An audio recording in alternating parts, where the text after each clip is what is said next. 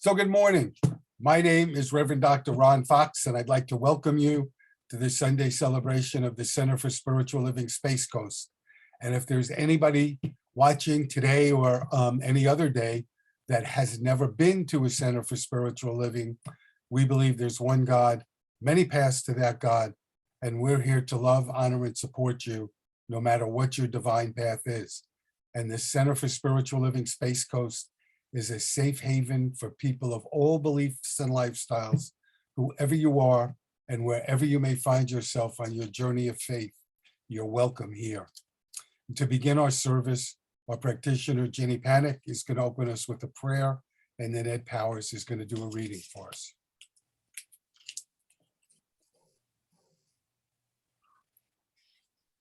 So let us move into this sacred space right now, this here and now, this place where everything is possible, where God dwells, and we feel this sacred space as we breathe in and breathe out and rest and relax the body temple.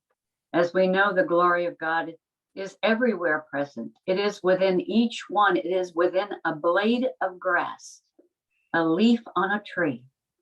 The heart that beats within us is the glory of God being revealed. And I am so grateful and thankful this morning to be in this space, to be in this understanding, and to know that God's love carries us through each day.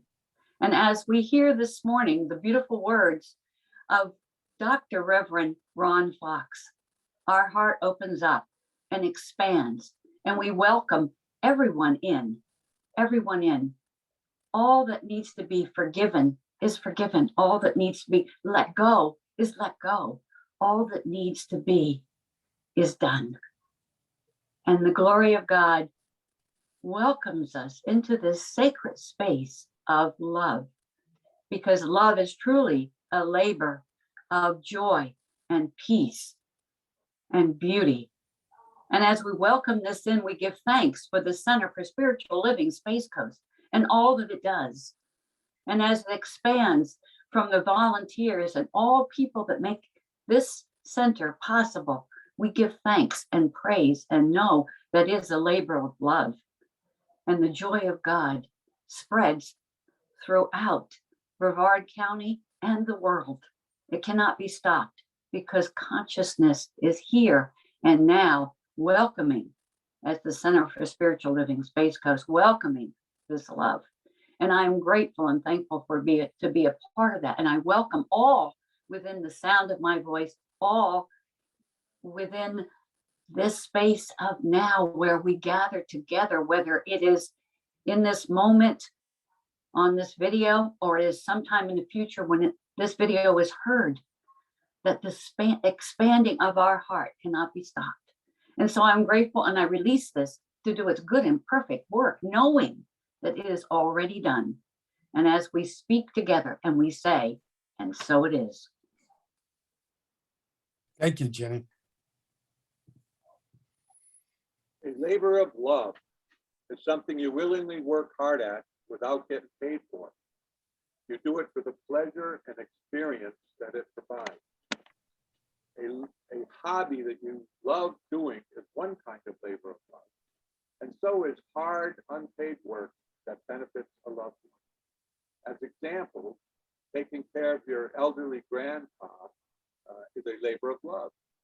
So is practicing your skateboard tricks over and over until you get them exactly right. A labor of love. Actually, a labor of love is not labor at all. If you're loving it, you don't get tired. It's not a burden or a chore. It's fun. You can work all day and come home and don't mind doing it all night. In fact, if we could make any chore a labor of love in your mind, that chore would be transformed into fun. The ultimate labor of love that we're all commissioned to do is creating your own life. We all do it without getting paid.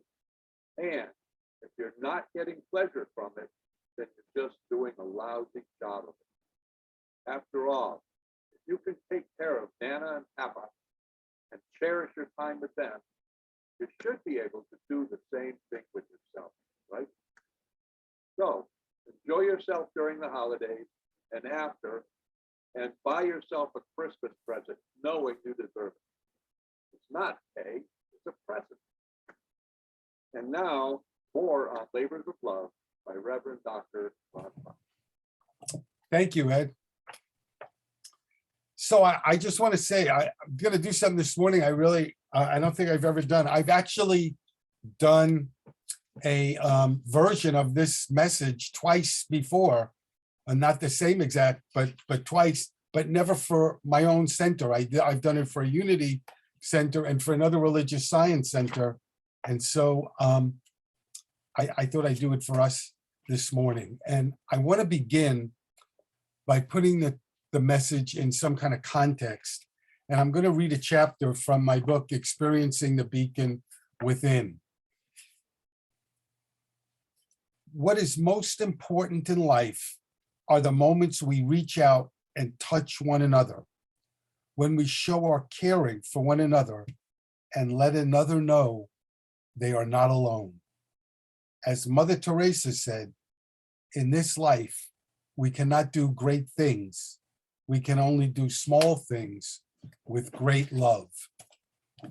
And so this message came about because a few months ago, I was reading something, and I honestly don't even remember what it was, but within the article or blog or whatever that I read, there was a passage from the Bible, from Matthew, and it caught me.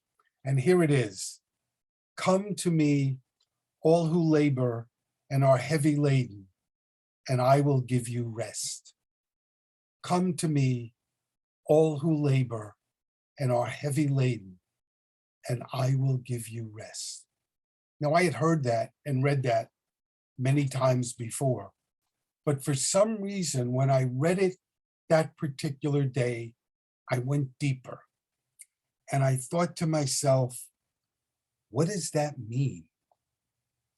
And I thought it means when you're lonely, when you're sad, when you're hurting, come to me and I will give you peace. And then I thought, come to who? And I thought about it for a while, and I thought, they're obviously in there, they're talking about Christ.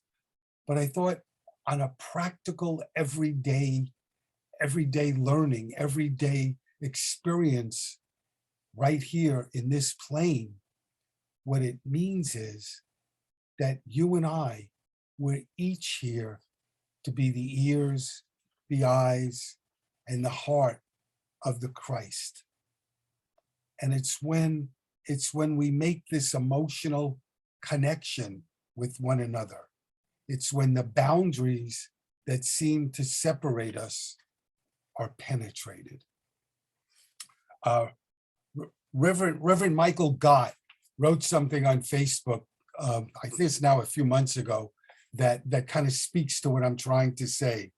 He said, sometimes prayer isn't asking God to move on our behalf, but asking God to show us how we can move on behalf of another. And so one of the things I'm going to do this morning is give you a lot of examples of what I'm speaking about. And here's the first one.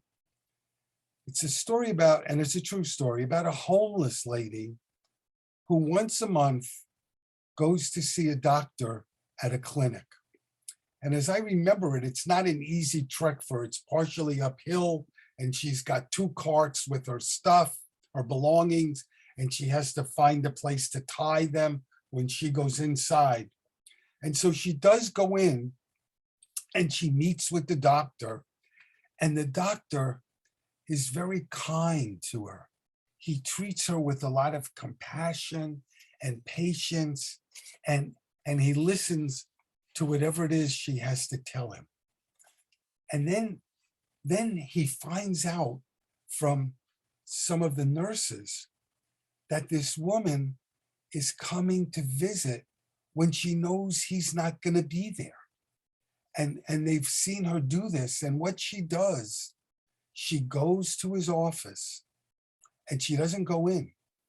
She goes to the threshold and she puts a foot in and takes it out, puts it in and takes it out. And she does that over and over again until some kind of internal need that she has is met. And the woman who wrote about that is Rachel Naomi Remen. And this is what she says. She says, the places in which we are seen and heard are holy places. They remind us of our value as human beings.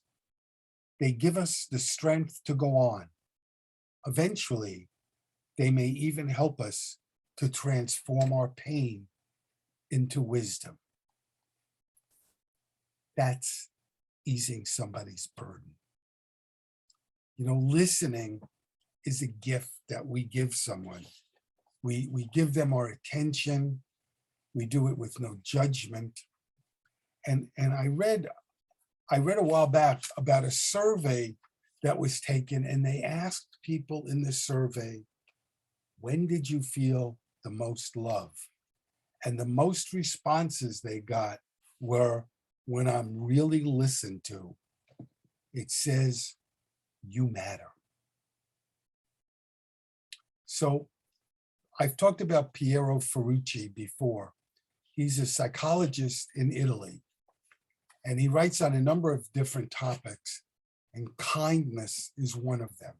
And I think I might have told this story before, but he tells a story about an old lady who lives in a nursing home. And she's dying. She's not sick, but she's dying because she stopped eating.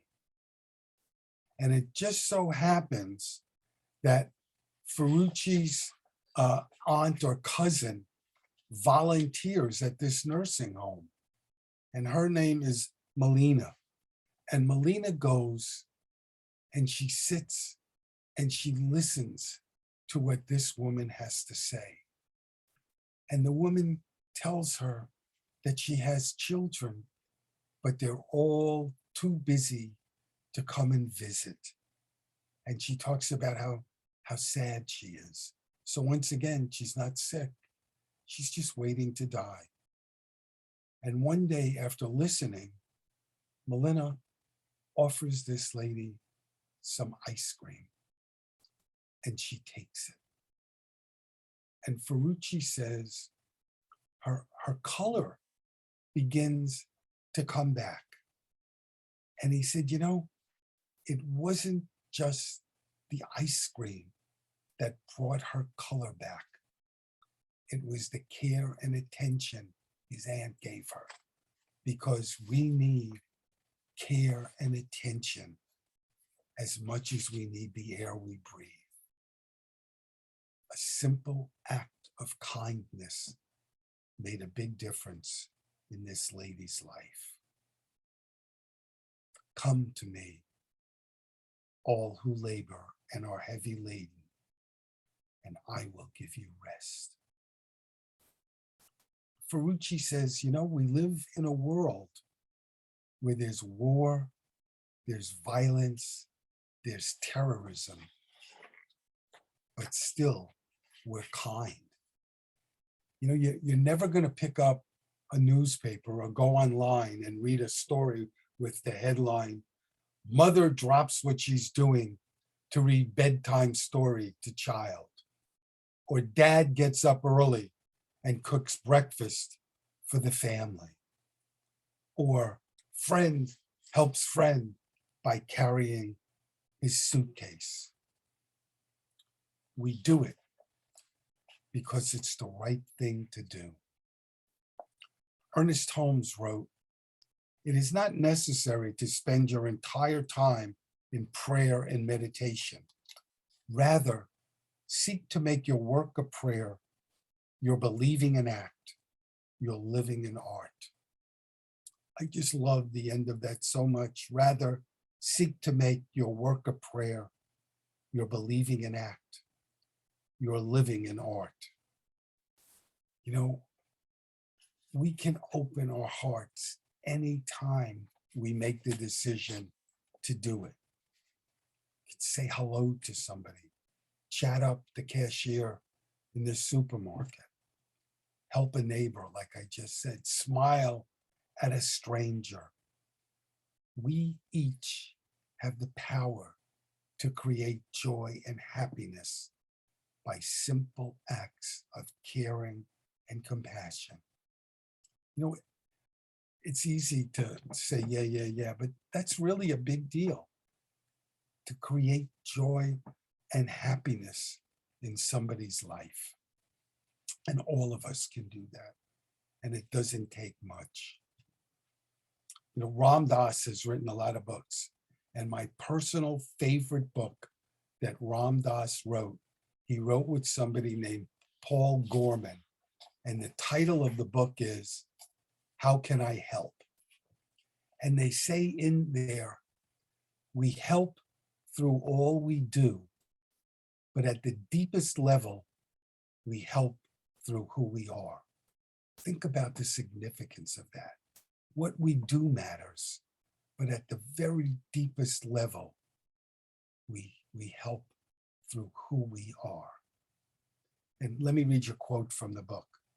They say, so we work on ourselves then in order to help others, and we help others as a vehicle for working on ourselves.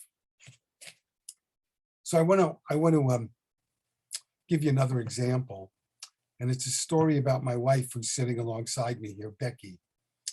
So Becky is a practitioner emeritus. She's been a practitioner since, I think, 1995. And in to 2014, she was awarded the Meritorious Practitioner Award by the Centers for Spiritual Living. So she's a powerhouse. And we took practitioner class together. So I want to give you an idea of what that's like. First, you have to go through 2 years of preliminary courses before you're even eligible to take practitioner classes. And then you have to be interviewed by the minister to see if they think that you have the consciousness to begin. And then the practitioner studies are 2 years.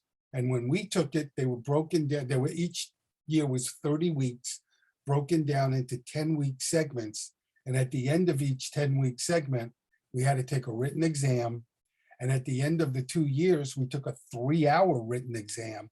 And if you passed that written exam, then you got to go before an oral panel between 2 practitioners and a minister. And if you passed that, you got your license. So it's not an easy road. Well, the entire first year that Becky and I were taking prac class, she would say to me, you know, I don't know if I'm going to take the practitioner exam at the end of the 2 years. And me, I knew I wanted to be a minister, so I was going to do it. And I couldn't really understand. I would say to her, how can you go through all of this work? How can you go through this and then not see the culmination by passing the exam?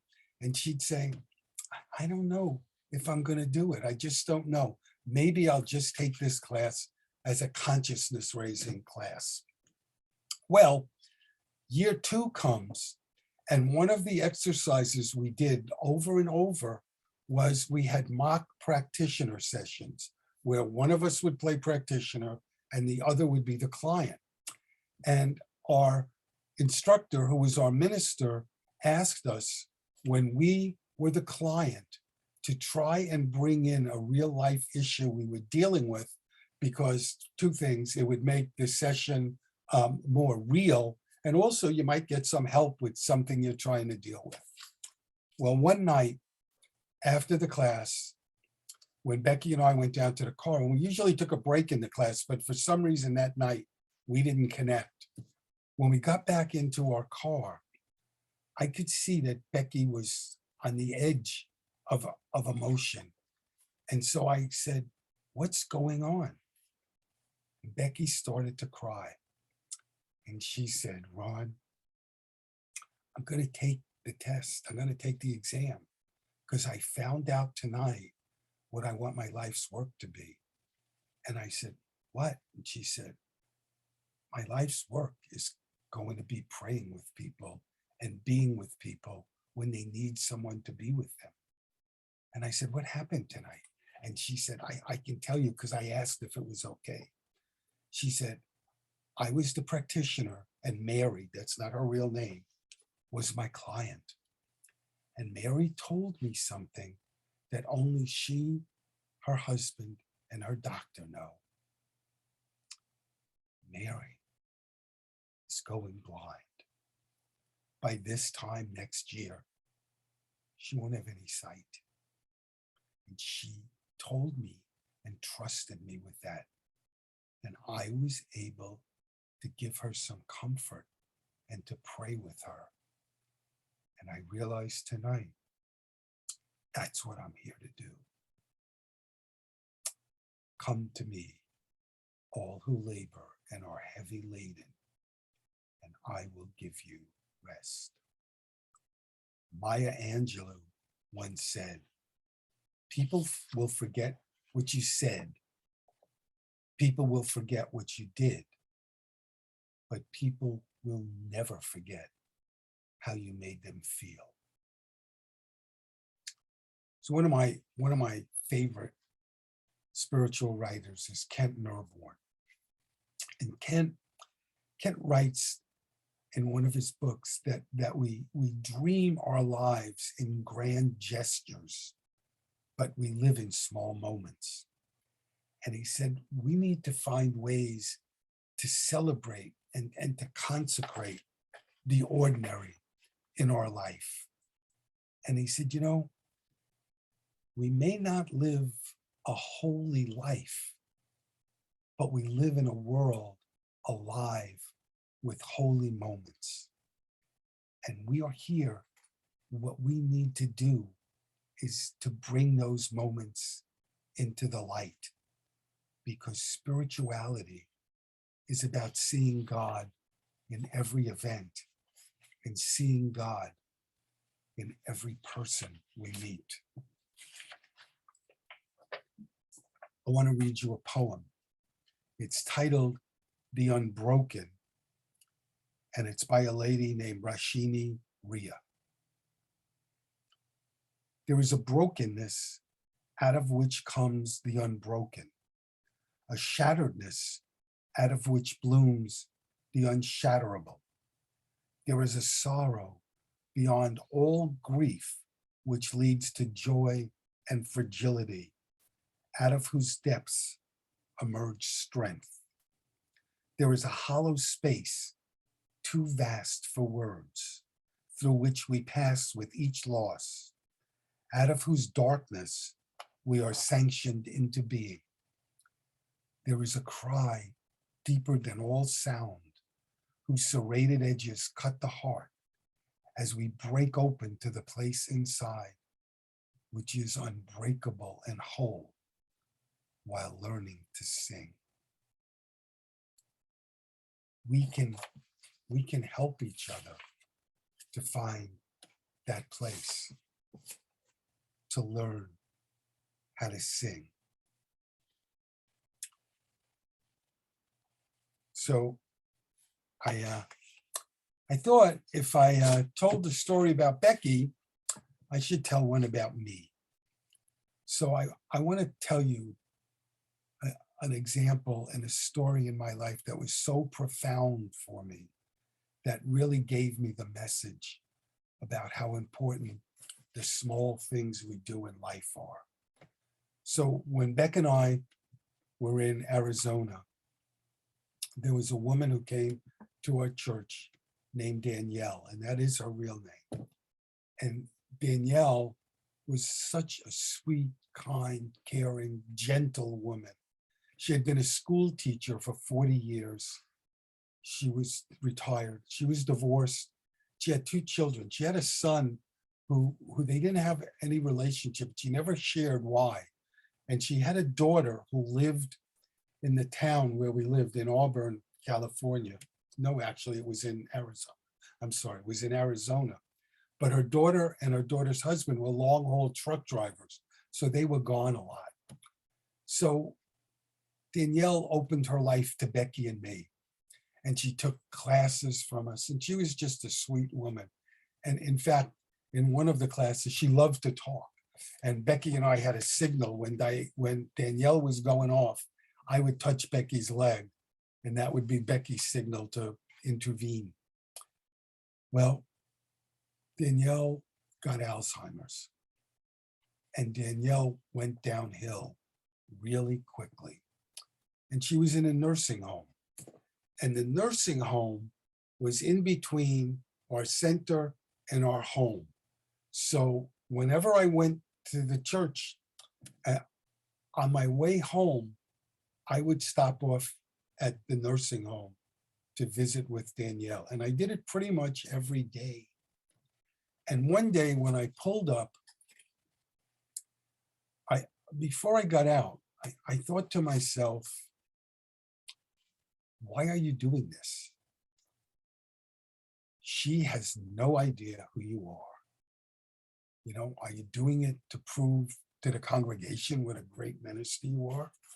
Are you doing it to prove to yourself what a great minister you are? What's the purpose of these visits? And I got out and I went in to see her. And I remember when I walked into her room, she was asleep. And I remember feeling really relieved because it would be an easier visit. Sometimes the visits were really difficult. And I stood by the head of her bed and I just looked at this woman who a year before was so vital and alive and now wasn't. And I just looked for a few minutes, and then I did a prayer and I turned to leave. And as I turned to leave, her hand shot out and she grabbed me by my wrist. And I also remember thinking, wow, she's got a strong grip. She opened her eyes and she said to me, please don't leave. I don't know who you are, but it feels so good when you're here. So I held her hand and I stayed. And when I left, I went back to my car. And before I started it, I realized I'd gotten the answer to my question about why I do it. Come to me, all who labor and are heavy laden, and I will give you rest. One last example, and then I'll put it together, I hope. So I read a story about a woman who gets on an airplane and she's got the middle seat, and there's somebody in the window seat who is way overweight. He has a t-shirt on that doesn't quite go down to his belt, so his belly's sticking out, needs a shave, and he's eating candy, I think it was Tootsie Rolls, and just throwing the wrappers on the floor. And she's kind of repulsed by the guy. And the plane takes off, and at some point he turns to her and he says, you know, I could tell when you sat down, you didn't like me. And he starts to talk to her about his life and how difficult his life is. And he tells her he's an alcoholic and he's tried to beat drinking several times and couldn't. But now he was in AA and he was trying, and he'd gone a while without having a drink. And he said to her, you know, in the past, I've had connections, quick connections with God. I call them God shots. They were quick connections. But now I can't find him now. I can't connect with him now. And this woman who was repulsed by this man says to him, turn around and look into my eyes. That's where God is between you and me. That's where your soul and my soul touch. And tell me, isn't that a God shot? He smiles and she smiles. Two people who didn't know each other and touched one another at a very deep level.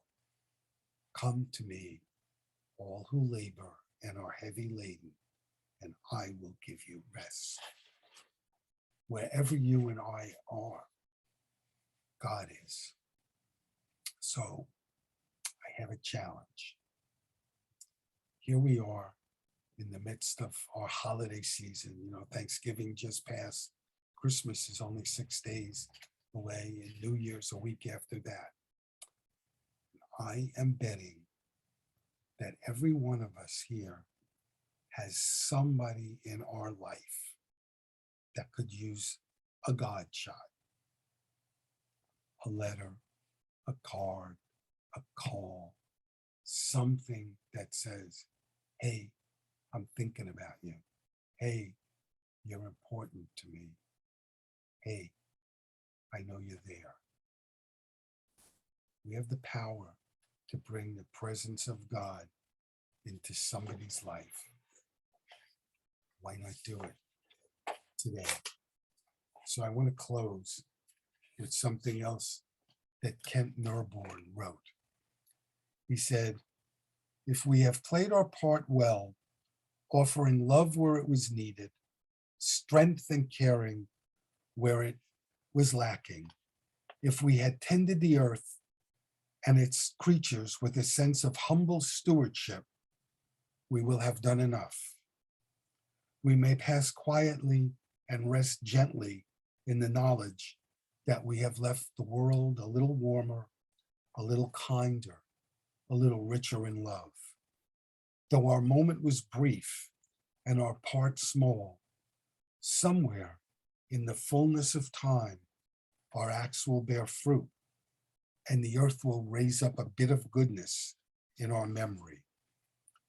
It is a small legacy, perhaps, but a legacy nonetheless. Somewhere between a baby's cry and the distant brightness of a star, the mystery was alive in us for a few moments. And it was our privilege to feel its presence and to have the chance to pass it on. Thank you for being here. Hope you have a really Merry Christmas. God bless you.